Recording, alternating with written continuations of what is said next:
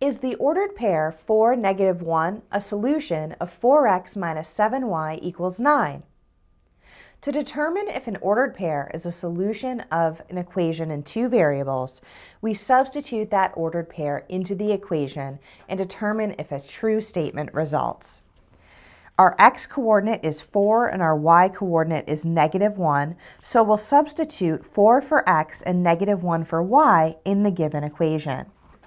We have 4 times 4 minus 7 times -1, and we're checking to see if that is equal to 9. On the left side, when we multiply, we have 16 plus 7, and on the right side, we still have 9.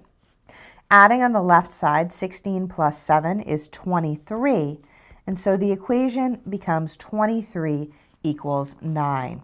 23 does not equal 9. This is a false statement, and therefore, the ordered pair 4, -1 is not a solution of the equation 4x minus 7y equals 9.